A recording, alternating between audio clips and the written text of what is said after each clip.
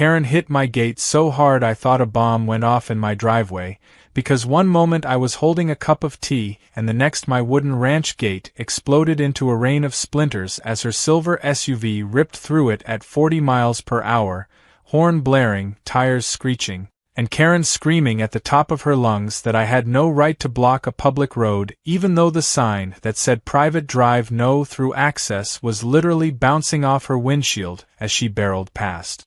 The sound was so sudden and violent that my soul practically left my body and hovered 6 feet above me watching the chaos, because nothing prepares a person for seeing a full-sized vehicle blasting into their property like it is filming an action movie scene without permission, and for a split second I genuinely wondered if she was being chased by zombies or trying to outrun gravity itself. But when her car finally screeched to a stop in the middle of my pasture, and she stepped out without a scratch, without a hint of embarrassment, and without even glancing back at the crater where my gate used to be, I realized this was not a panic situation. This was Karen being Karen in her final form. She marched toward me with that stiff-necked, head tilted, offended on behalf of the entire universe walk, waving one hand like she was clearing invisible smoke out of her way, yelling that my ridiculous barricade had scratched her bumper, and that I owed her not only an apology but also compensation for emotional distress. Emotional distress. For breaking into my property like a missile with a bad attitude. My voice cracked halfway up my throat as I asked her what in the world she was doing, because I could not decide whether to yell, laugh, or just sit on the ground and process the stupidity of the moment. She threw her hands up dramatically and shouted that she was simply using what she believed to be a free neighborhood road and that she had absolutely no idea I had placed a fence across it. It is interesting to note the word fence, because the thing she plowed through was a 12-foot wide wooden ranch gate with reflective stripes, warning markers, a bright orange chain, a closed sign, and a giant private property logo the size of a small child, but Karen described it as if it were a floating suggestion she could not reasonably be expected to detect. I pointed toward the shattered remains scattered across my gravel like confetti, but she squinted at it as if the debris was somehow gaslighting her. Then she hit me with the classic line used by people who feel reality should bend for them. If you did not want people using this road, you should have told us earlier. That was the moment I knew my day had been hijacked by nonsense and would never return to the factory settings I woke up with. Within minutes the sheriff arrived because a neighbor had called about the explosion sound. Karen sprinted to him like a marathon runner at the finish line, clutching her chest dramatically and telling him I had set up a dangerous trap that almost killed her. Dangerous trap. A stationary wooden gate. The sheriff looked at her, then at the debris, then at me, and for a long pause his expression was the same one teachers get when a kid hands them a blank sheet of paper and insists it is the completed homework assignment. Karen pointed at her SUV, which had a tiny dent on the front fender, and declared it proof of my negligence.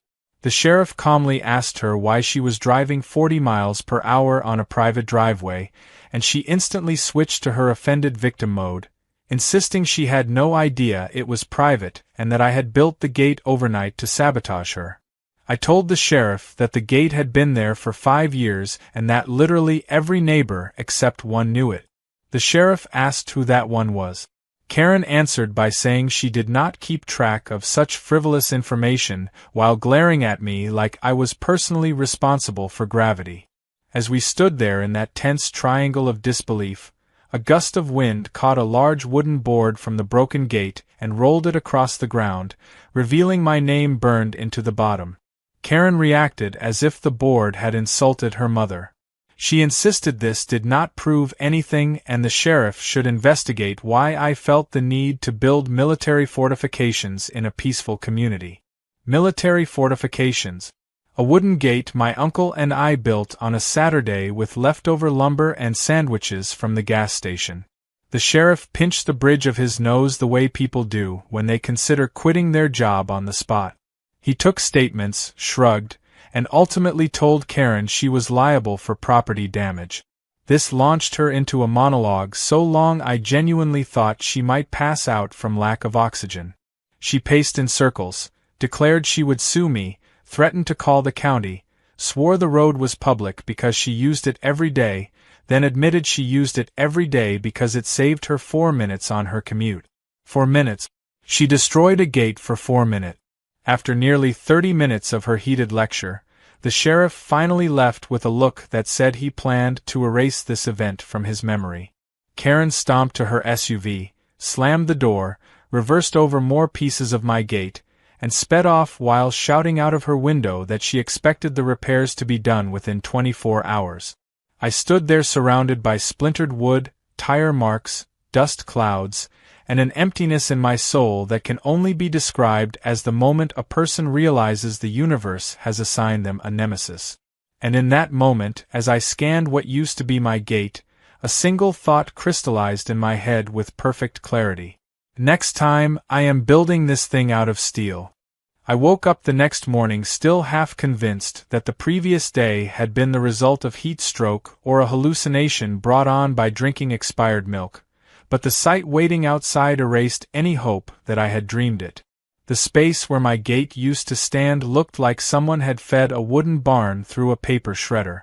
Splinters were scattered across the gravel like confetti from the world's worst celebration, the chain lay twisted like a dead snake, and one of the reflective markers was wedged in a bush at a 40-degree angle as if it was trying to escape the scene entirely.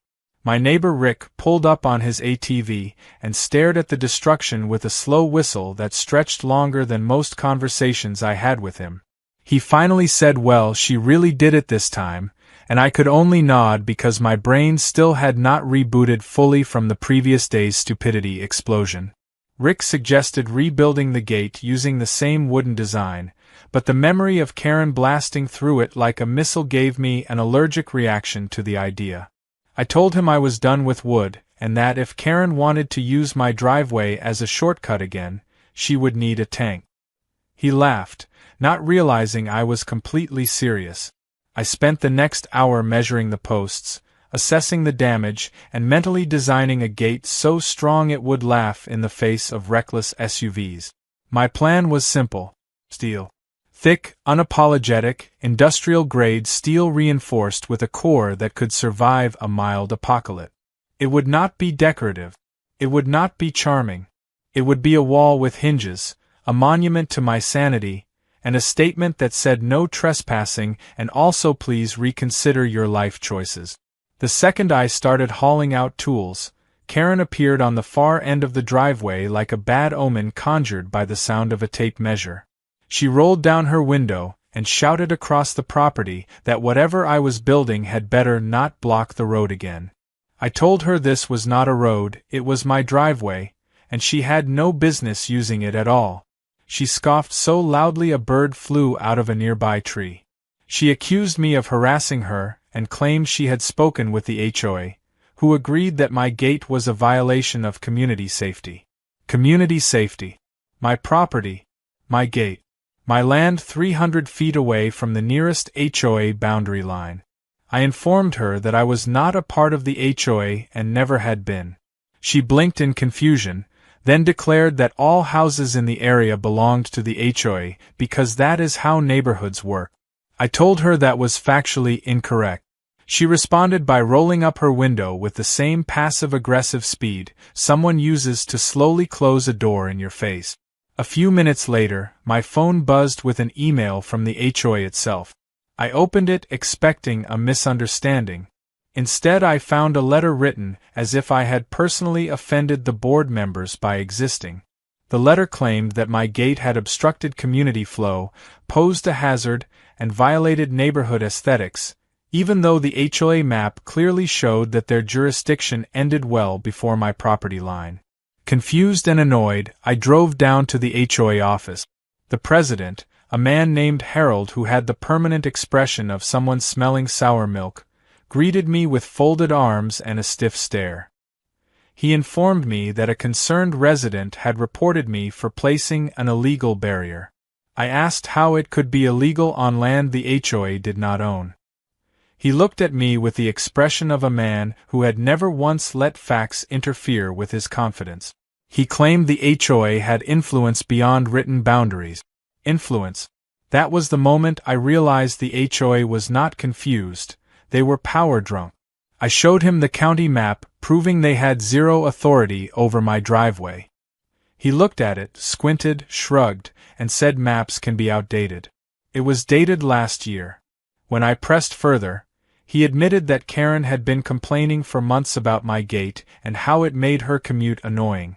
Apparently she had been using my private driveway as a shortcut for so long she believed it was a God-given right. While the HOA had never formally approved her claim, they found it easier to support her tantrums than deal with her daily emails. I walked out before my brain melted from disbelief. By the time I made it back home, I was more determined than ever to finish my steel gate. I ordered reinforced steel tubing, heavy-duty hinges, concrete anchors, and a locking mechanism so sturdy it could probably withstand an annoyed rhinoceros. When the delivery truck arrived, the driver looked at the materials and joked that I was either starting a small fortress or preparing for the end times. I told him I was just dealing with a neighbor. He nodded with full sympathy. As I started laying out the steel frame, Karen returned for round two. She stood at the edge of my driveway, arms crossed, sunglasses on, radiating misplaced confidence. She demanded I stop construction until she could confirm with the HOA whether my new gate was legal. I reminded her again that the HOA had no authority. She said she would call the county. I told her she should. She said she would call the police. I told her to go ahead. She said she would call a lawyer. I told her to make it a group call and include anyone else she wanted because I was not stopping. She looked stunned that her list of threats had failed to intimidate me, then stomped back to her SUV and peeled off dramatically, kicking up dust like a toddler having a tantrum with a vehicle. I kept working. Welding sparks flew, metal clanged, and for the first time since the previous day's disaster I felt a sense of calm. The steel frame was coming together beautifully. Heavy, solid, unshakable. This gate would not break, would not bend, and would certainly not roll over for a shortcut-obsessed neighbor. And just as I tightened the last bolt before sunset, a realization settled over me that brought a strange mix of relief and dread. Karen had hit my wooden gate because she thought she could get away with it, but a steel gate would challenge her ego like nothing else. She was not going to let this go quietly. By the time the steel gate was fully welded and bolted into place, it stood like a stubborn monument announcing that the era of drive-through entitlement had officially ended, but deep down I knew Karen would treat it the same way a bull treats a red flag, which meant I needed proof of anything she might try next. So I installed 2 motion sensor cameras on the posts, one facing the road and one facing the driveway, angled perfectly to catch license plates, faces, and any late-night stupidity that might manifest under the moonlight. I tested the system twice, checked the Wi-Fi signal, and felt a wave of satisfaction as the cameras pinged my phone instantly. About an hour after sunset, I went inside, made some coffee, and tried to enjoy a little peace. But peace is allergic to Karen because at exactly 1:30 in the morning my phone buzzed with an alert. Motion detected at driveway gate. My brain went from half asleep to fully awake faster than caffeine could ever manage. I opened the camera feed expecting maybe a deer, a raccoon, or at worst a drunk teenager. Instead I saw Karen, dressed entirely in black like a discount spy, tiptoeing toward my steel gate with a pair of bolt cutters that looked too large for her to realistically operate.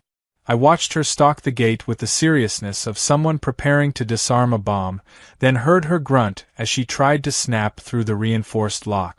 The bolt cutters bounced off the steel like she had tried cutting through a freight train. She flinched, wobbled, and almost fell. Then she tried again with even less coordination and somehow more determination. She was muttering something to herself, a mix of anger, frustration, and the kind of self-justification people use right before they do something stupid on camera. After 5 attempts that would have made a raccoon lose respect for her, she finally stopped to catch her breath. Then she tried a new tactic. She wrapped a tow strap around the steel gate hinge, walked back to her SUV, hooked the strap around her hitch, and tried using her vehicle for the crime. I stared at my phone in disbelief as she got into her SUV and slowly accelerated, the strap tightening like a cartoon slingshot until the moment of impact when her vehicle jerked violently and the strap snapped in half like a cheap rubber band. The only thing that moved was Karen, who smacked her head against the steering wheel horn, causing it to blare painfully loud in the quiet night. She scrambled out of the car and looked around wildly like she expected an audience, and unfortunately for her, she had one because the neighbor across the street, Jim, had also heard the horn. He walked out in his pajamas holding a flashlight and called out asking whether everything was all right. Karen panicked instantly, trying to pretend she had simply stopped by to check on my property out of community concern. Community concern. While holding bolt cutters. While standing next to a snap toe strap. While sweating like someone who had run a marathon in the dark. Jim shined the flashlight directly at the cutters in her hand and raised an eyebrow so high it nearly left his face. Karen sputtered and tried to hide them behind her back, but bolt cutters are not exactly discreet. Jim told her that this looked suspicious and that he was going to call the sheriff. Karen began spiraling with excuses, waving her arms and insisting she was only testing the gate for safety reasons because the HOA suspected it might be dangerous. Jim looked at her like she had just claimed to be the president of Mars. I was watching all of this in real time, and even though the situation was escalating quickly, I decided not to step outside. I wanted every second of this chaos caught on camera without interruption. Jim eventually went back inside to get his phone, and Karen used that short window to grab the broken strap, the bolt cutters, and scramble toward her SUV like she was fleeing a disaster she personally created. She sped off so quickly that gravel shot out behind her tires, pelting the ditch like hail. The moment she left, I saved the footage twice just to be safe. The next morning I printed out screenshots from the video and backed up the full clips onto 2 flash drives. I knew she would deny everything because denial is her natural survival instinct, so I wanted airtight proof. Around 10 a.m. the sheriff knocked on my door. He told me someone had reported suspicious activity at my gate last night. I simply opened my laptop, pressed play, and watched as the sheriff's jaw clenched tighter with every second of footage. By the time it ended, he exhaled the same exhausted sigh he had used during Karen's first gate incident.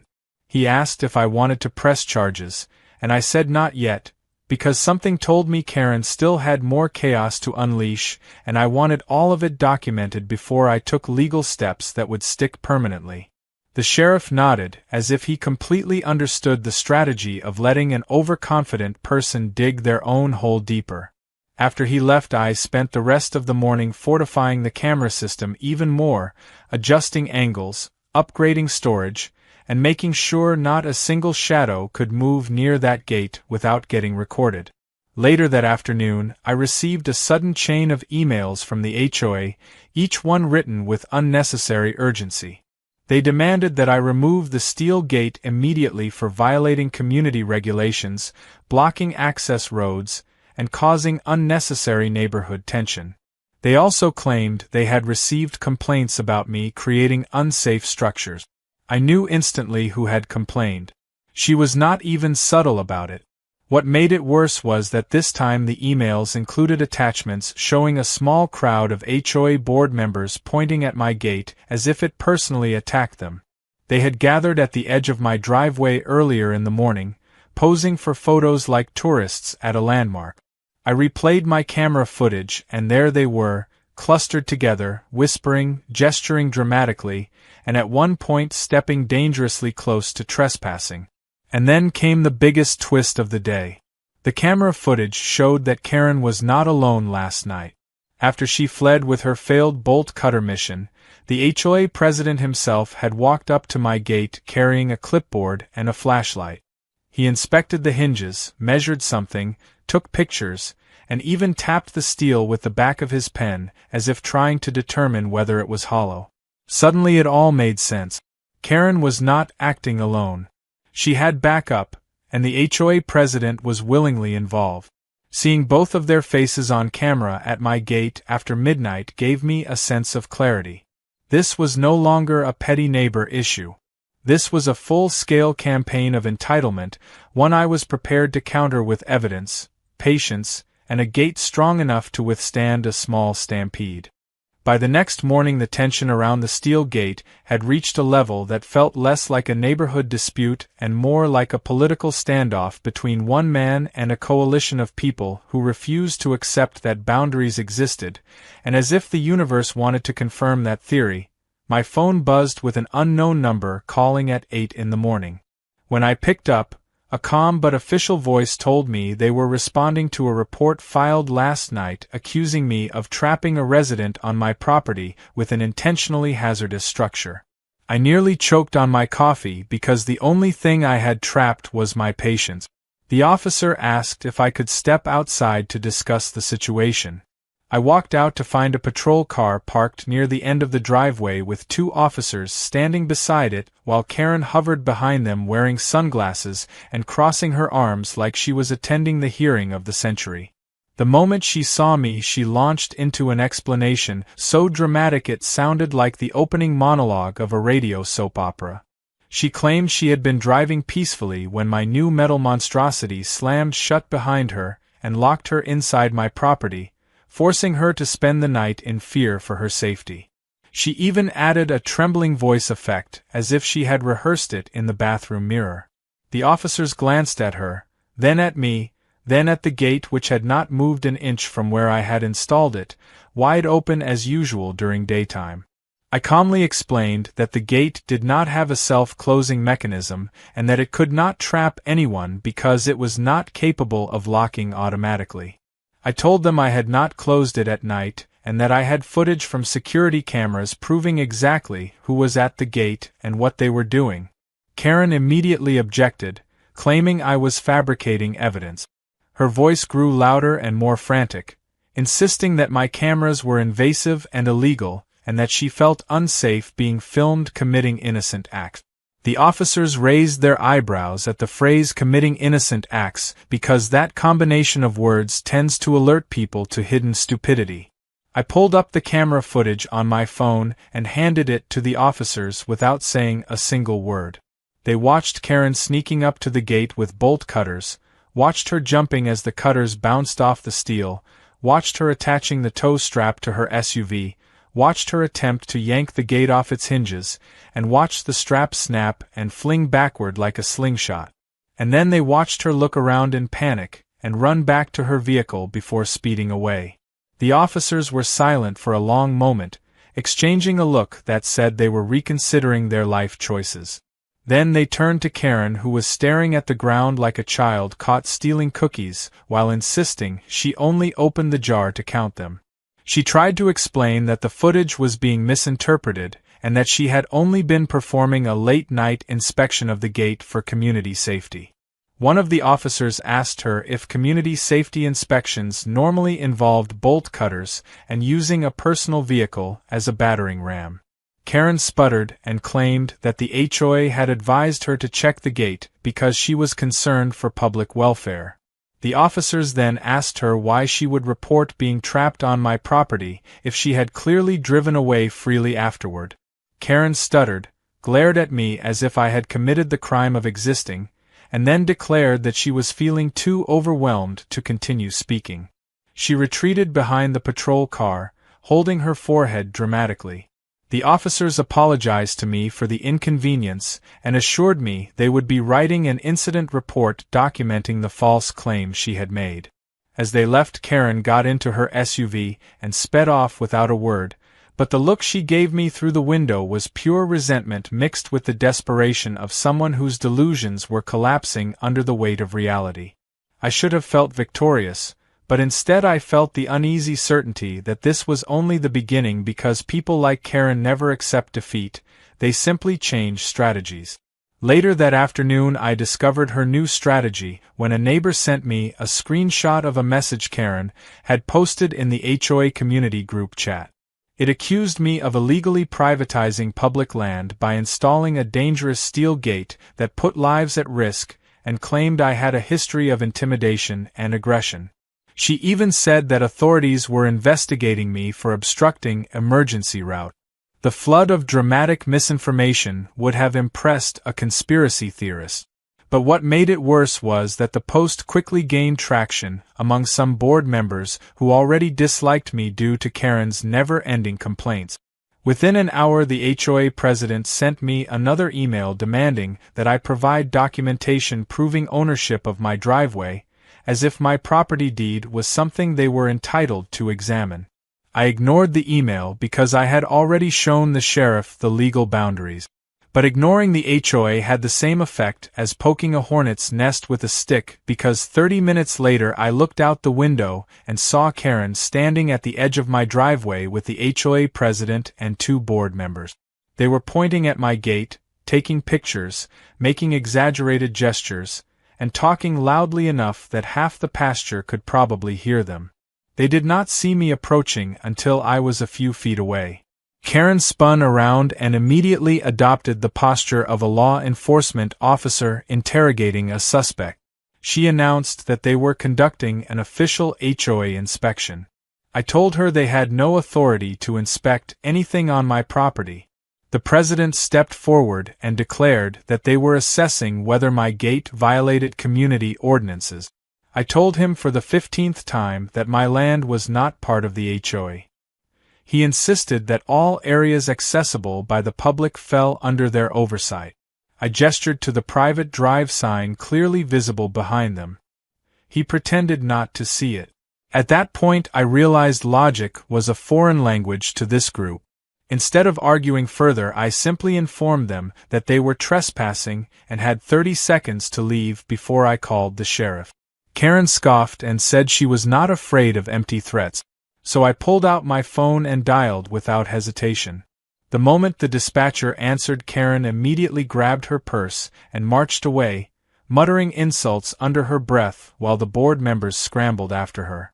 Watching them retreat like startled pigeons brought a small spark of satisfaction, but the feeling did not last because just as the HOA group disappeared from the end of the driveway, my phone pinged again with a new notification. Someone had created a petition in the community app titled "Make the Private Road Public for Community Use," and the organizer was none other than Karen. That was the moment I knew the fight was entering an entirely new stage.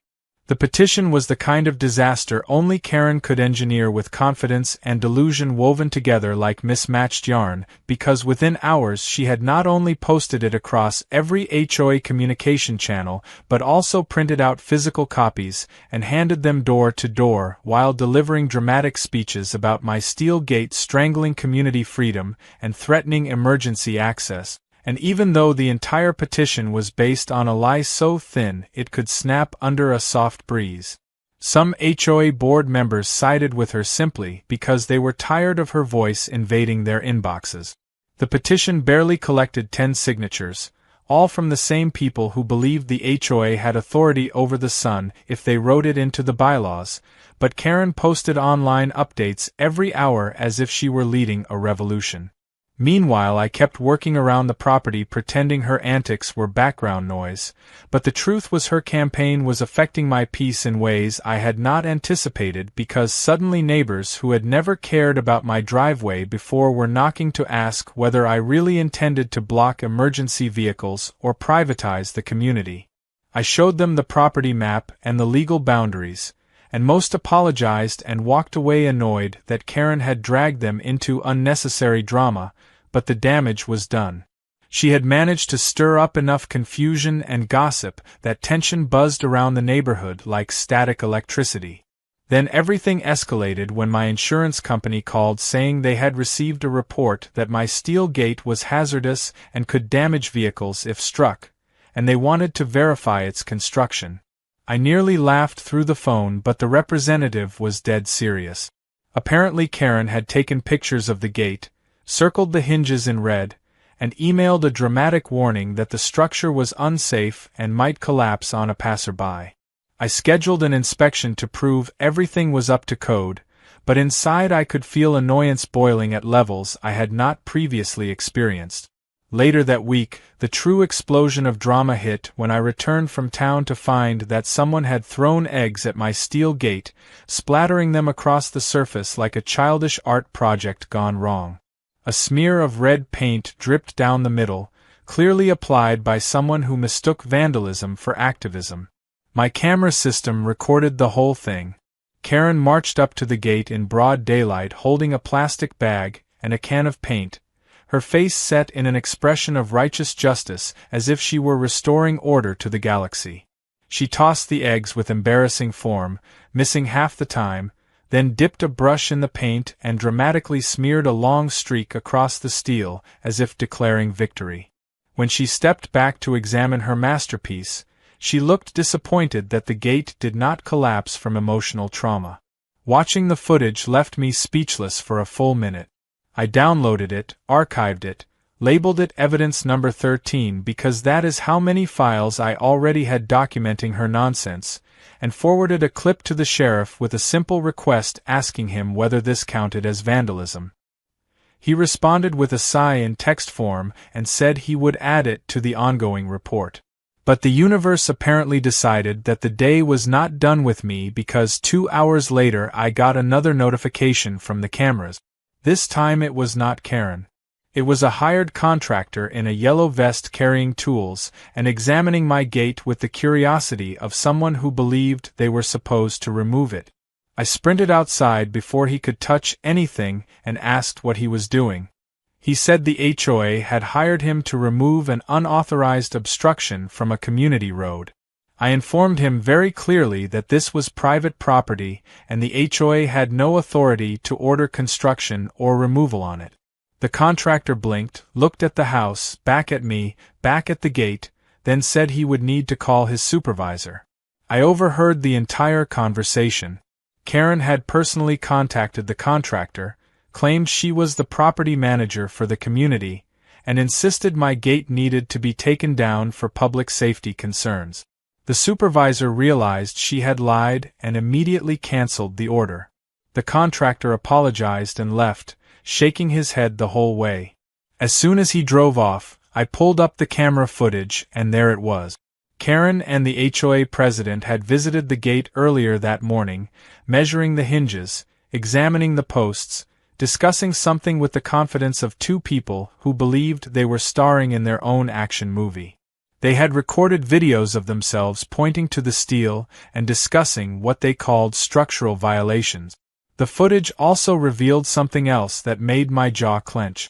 Karen had slipped a small envelope between the gate posts with a handwritten note inside claiming that I had 24 hours to remove the obstruction before the HOA took corrective action. I opened the note, which was written in dramatic cursive with the flourish of someone who thought they were delivering royal decrees. The moment I finished reading it, I felt a mix of amusement and disbelief, because the note essentially threatened to involve higher authorities if I did not comply. Higher authorities. Over a gate on land they did not own. That afternoon the sheriff stopped by again after receiving multiple conflicting complaints. He looked tired, older even, as if this entire conflict had aged him by several years. He asked whether I knew anything about the HOA attempting to hire a contractor to remove my gate. I showed him the footage. He stared at the screen, rubbed his forehead, and muttered something about needing hazard pay for dealing with neighborhood disputes of this scale. He said Karen and the HOA president were towing dangerously close to criminal behavior and advised me to keep documenting everything. Just as he was leaving, I received a message from a neighbor that made my stomach drop in disbelief. Karen had organized a community meeting that evening claiming it was time for the neighborhood to take a united stand against my gate. When I opened the meeting announcement, it was filled with completely fabricated accusations, including claims that my gate had caused damage to public vehicles, blocked access for medical responders, and even endangered children playing nearby. Children. My driveway is so far from the school bus route that a kid would need a compass and determination to even find it. Still, I decided to attend the meeting because letting misinformation spread unchecked was like giving Karen a megaphone filled with lies. The meeting hall was buzzing with whispers, exaggerated stories, and people craning their necks to stare when I walked in. Karen stood at the front like a self-appointed spokesperson of justice, And that was when I realized that the situation had spiraled so far beyond rationality that it would take evidence sharper than steel to cut through the chaos she had created. When I walked into that community meeting, I felt like I had stepped into a courtroom where the judge, jury, and executioner were all fueled by gossip instead of facts, because the moment the door shut behind me, every whisper turned into a low hum of expectation, with people nudging each other as if they were waiting for a televised confrontation. Karen stood at the front like a conductor preparing to lead an orchestra of chaos, her arms folded, chin lifted, acting as though this was a mission of justice and not a dramatic meltdown over a gate that dared to exist. The HOA president stood beside her holding a stack of papers so thick it looked like he had printed out the entire internet. Karen immediately launched into a fiery speech about how my steel gate symbolized a threat to community harmony, how it obstructed emergency access, how it scared children, and how she had personally suffered emotional damage from my reckless behavior. Several people nodded along even though nothing she said had a shred of truth, but in that moment I understood something important. They were not supporting her because they believed her. They were supporting her because she was loud, dramatic, and relentless, and some people would rather agree with noise than confront it. When she finished her speech, she gestured toward me with the smug flair of someone revealing a villain in a stage play. I stepped forward, pulled out my tablet, and connected it to the projector screen behind her. The first video clip began to play. The room went silent. The screen showed Karen sneaking up to my steel gate at 1:30 in the morning, holding bolt cutters, sweating, muttering angrily, and unsuccessfully trying to cut through a lock that was clearly built to resist maximum stupidity. People gasped. Karen froze like a statue. Then the footage showed her wrapping a tow strap around her SUV and attempting to yank the gate open, only to snap the strap and slam her face into the steering wheel horn. Several people choked back laughter. The HOA president swallowed so hard I could hear it from across the room. Karen sputtered and tried to claim the footage was misleading, but before she could finish, the next clip began playing. It showed the HOA president himself visiting my property at night, measuring the hinges, tapping the steel, and examining the structure like a burglar conducting a safety inspection. The room erupted into shocked murmurs. The next video rolled. Karen throwing eggs at my gate in broad daylight, smearing paint on it, then stepping back with her hands on her hips as if she had just executed a brilliant plan. More murmurs. Then the footage of the hired contractor arriving to remove my gate on HOA orders, only for him to discover the entire work order was based on misinformation. Silence again. The final video showed the HOA board clustering at the edge of my driveway, pointing, gossiping, and taking exaggerated photos. When the last clip ended, I paused the screen and looked at Karen, whose face had drained of color faster than a melting popsicle on asphalt. The room was so quiet I could hear someone chewing gum 2 rows back. I calmly explained that every accusation made against me had been false, that my property was legally outside the HOA boundary, and that my steel gate had been approved by the county inspector, who confirmed it posed zero danger to the public. I reminded them that the only real danger had come from reckless driving on private property and deliberate attempts to remove or damage my gate. A few neighbors stood up to say they had known all along the driveway was private and had never understood why the HOA was involved. The HOA president nervously adjusted his glasses and said there must have been a misunderstanding. Karen, however, could not keep quiet. She launched into a frantic rant accusing me of editing the videos, hacking her emails, manipulating the contractor, intimidating the HOA, and creating a conspiracy against her. The more she spoke, the worse it sounded, because nothing she said matched the footage everyone had just watched. Eventually the HOA treasurer, who had remained silent until this point, stood up and announced that the board would be holding an internal investigation about abuse of authority. Karen shrieked that she was being betrayed and that the entire room was conspiring against her. Her meltdown got so loud the building manager stepped inside to ask if everything was all right. The meeting ended shortly after, with most residents scattering outside shaking their heads in disbelief, while others muttered about finally being done with her antic. I walked home relieved yet uneasy because even though the truth had been exposed publicly, I knew Karen well enough to understand that humiliation only made her more unpredictable. For 2 days everything seemed peaceful. The HOA went silent. My driveway remained undisturbed. My cameras picked up nothing suspicious. The quiet was so strange it almost felt staged. Then on the third night, at exactly 11:43, my cameras detected motion. When I checked the feed, my stomach tightened. Karen was back. But this time she was not sneaking, not creeping, not pretending. She was driving. Fast. Headlights blazed across the pasture as she barreled straight toward my steel gate with the same reckless determination she used when she destroyed the wooden one, but this time she was going even faster, her SUV roaring like an angry animal. I sprinted outside, but I was still halfway down the driveway when she slammed into the steel gate at full speed. The impact echoed across the property like thunder. Her SUV crumpled instantly, the hood folding like paper, the windshield spiderwebbing, airbags exploding in a cloud of white. The gate did not budge. It did not bend. It did not even rattle. It stood firm and unmoved, as if it had just shrugged off a mild inconvenience. By the time I reached the crash site, Karen was dazed inside the vehicle, screaming incoherently and accusing the gate of attacking her. Neighbors rushed out of their houses in pajamas, phones in hand. Someone called emergency services. The HOA president showed up in a panic, trying to convince everyone it was an accident. But it was impossible to deny what had happened. The steel gate had won. And Karen had just triggered consequences she would never be able to talk her way out of.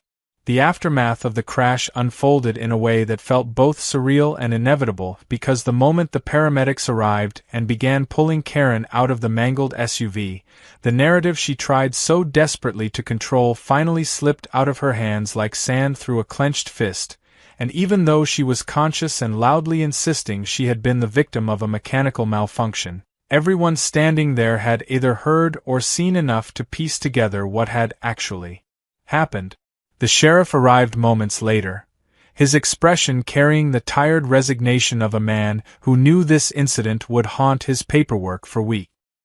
He surveyed the scene with slow, measured steps, taking in the steel gate that remained perfectly upright, the twisted wreck of Karen's vehicle, the scattered neighbors whispering in disbelief, and the HOA president pacing with both hands pressed to his head, as if trying to erase himself from the situation.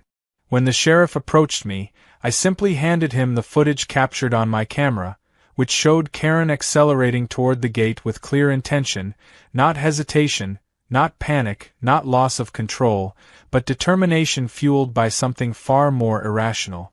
The sheriff watched the clip on my phone, and with every passing second his jaw tightened, as if trying to hold back a sigh large enough to knock down a tree. He asked me whether I wished to press charges, but before I could answer he clarified that charges would likely be pressed regardless because property destruction and reckless driving on private land were only the beginning. The real concern was that Karen had escalated her actions from nuisance to dangerous behavior capable of seriously injuring herself or others. Meanwhile, the paramedics strapped Karen onto a stretcher while she continued shouting that the gate had jumped at her, an accusation so bizarre that one of the paramedics bit his lip to keep from laughing. They loaded her into the ambulance, and as it pulled away, the small crowd of onlookers dispersed with conversations that bounced between shock, relief, and disbelief, leaving the HOA president behind to face the sheriff's questions. I stayed nearby only long enough to hear the sheriff ask him whether he knew anything about Karen's driving intentions or her claim that she was conducting community road enforcement. The president stammered through excuses so inconsistent that they practically tripped over each other.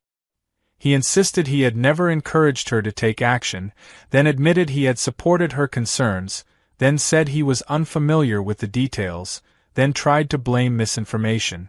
The sheriff eventually cut him off, telling him the board's interference in private property matters was being formally noted in the report and that the HOA should prepare for a county-level review.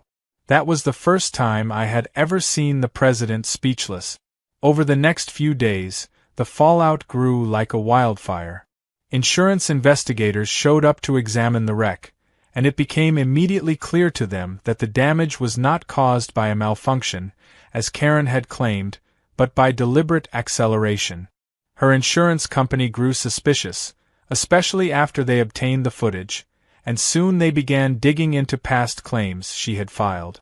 That was when everything unraveled.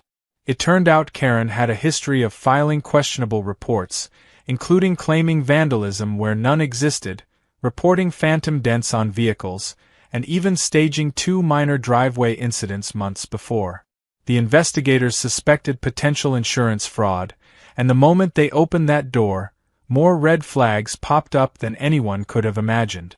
At the same time, a deputy contacted me requesting all the footage and messages I had collected over the past weeks, including the attempted nighttime bolt cutter episode, the paint vandalism, the contractor fiasco, and the false police report she had filed earlier accusing me of trapping her. When I handed everything over, the deputy told me calmly that Karen was facing investigations on multiple fronts, and that I should expect to be contacted again soon for official statements. As if that were not enough, the HOA descended into chaos the moment news of the crash spread. Board members began blaming each other, accusing the president of enabling Karen's behavior, claiming they had never supported her fully, and holding emergency meetings that quickly turned into shouting matches. Neighbors who had signed Karen's petition suddenly wanted their names removed from it. Others who had stayed neutral became vocal about the HOA's overreach. A few openly admitted they had supported the petition only because they were afraid of being harassed by Karen if they did not. The tension finally reached its peak when the HOA treasurer emailed the entire neighborhood stating that the board would be conducting a disciplinary review of the president for misuse of authority and potential legal liability. The thread spiraled so quickly that screenshots were being forwarded to me within minutes with messages like "told you he was power hungry" and "this is the craziest week we have ever had." Despite all the chaos, the strangest part of everything was how quiet Karen became. After the hospital discharged her with minor injuries, she made no dramatic posts, sent no emails, and filed no complaints. The silence felt unnatural, as if the storm had paused only to gather strength. But then the deputy contacted me again, explaining that Karen had been interviewed about the crash and her explanations were inconsistent to the point of suspicion. They believed she had intentionally rammed the gate out of spite, not accident, which elevated the incident from a traffic issue to a criminal matter involving reckless endangerment. The HOA president panicked when he learned he might be implicated for encouraging her earlier attempts. He called me personally for the first time ever, trying desperately to distance himself from her and insisting the board never wanted things to escalate.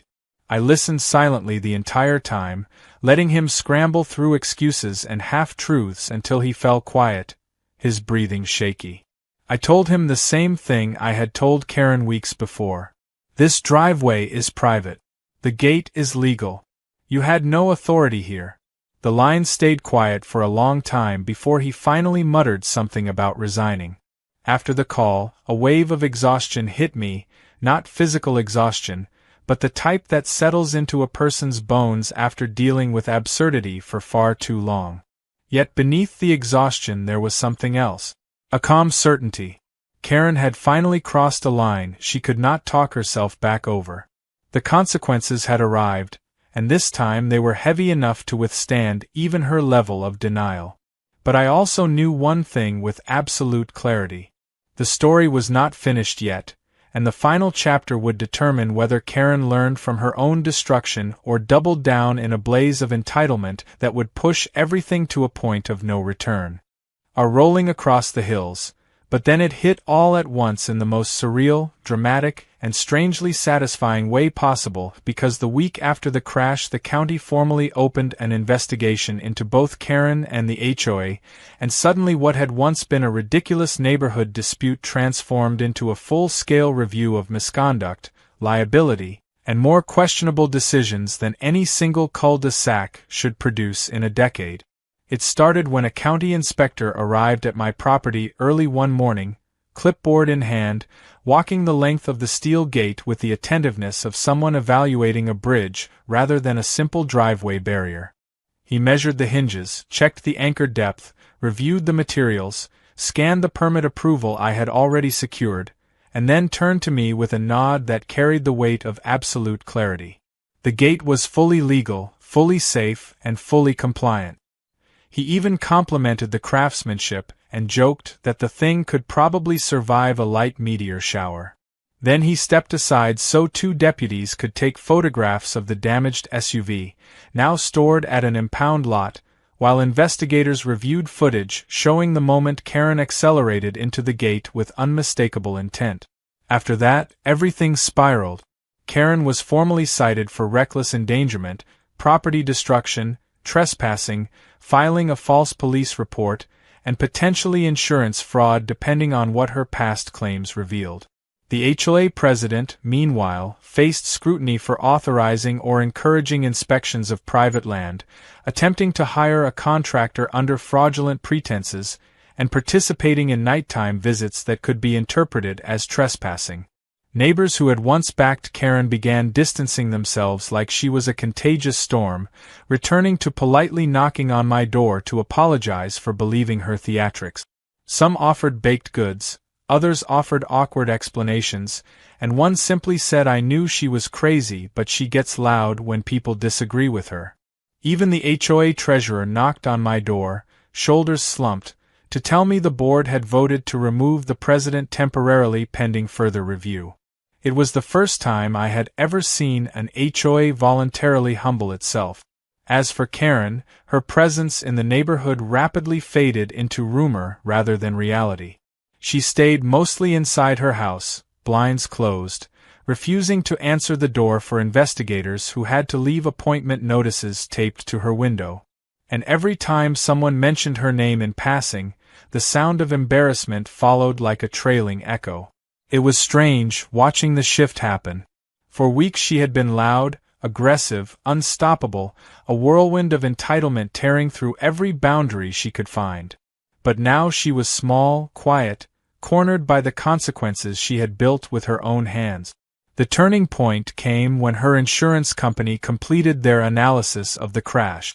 They concluded the damage had not only been intentional but also staged in a way that suggested she had attempted similar tactics before.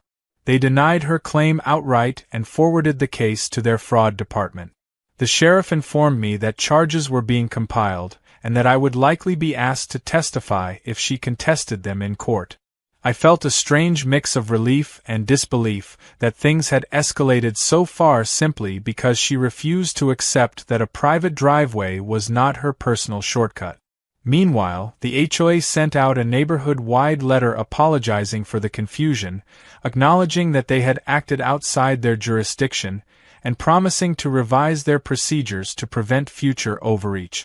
It was the closest thing to an olive branch an HOA had likely ever produced in recorded history. The president attempted to resign fully, but the board insisted on a formal hearing instead, which was scheduled 2 weeks out.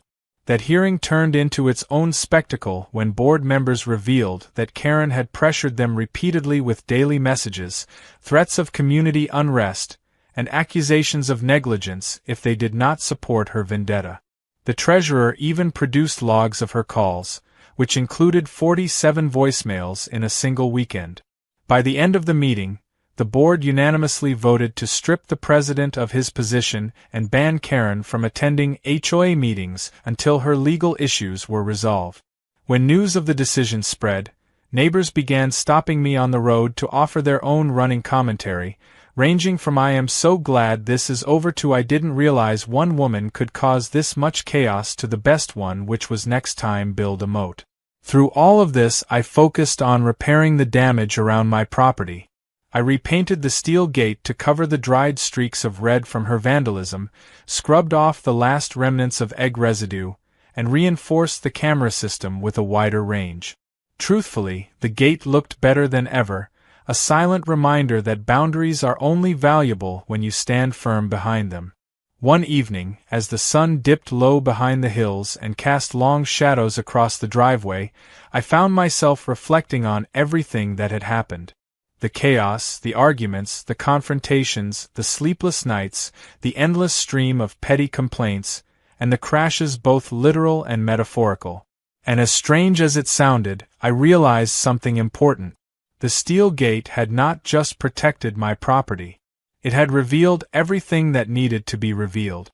It had shown the truth of Karen's entitlement, the HOA's overreach, the community's blind assumptions, and the value of standing your ground even when chaos rains down around you. A few days later, a letter arrived from the county. It officially acknowledged that the matter with the HOA was resolved and that no further interference from them would be tolerated. Another letter followed from the sheriff's office confirming that Karen was scheduled for a court hearing.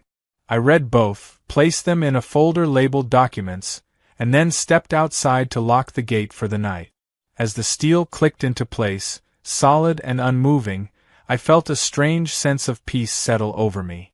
The driveway was quiet. The air was still. And for the first time in a very long time, I knew no SUV would be crashing through that barrier again. But the real ending came a week later when a moving truck appeared in front of Karen's house. She stood on her porch with folded arms, staring at the ground while movers carried boxes around her. She never looked in my direction. She never said a word. And by sunset, she was gone. The neighborhood exhaled collectively, as if someone had finally lifted a 20-pound weight off its chest. I closed my gate slowly, listening to the soft clang of steel meeting steel. It was the sound of closure, of relief, and of a lesson carved deeply into the ground beneath my feet. Some people never accept boundaries until the world forces them to. And sometimes the world uses a steel gate,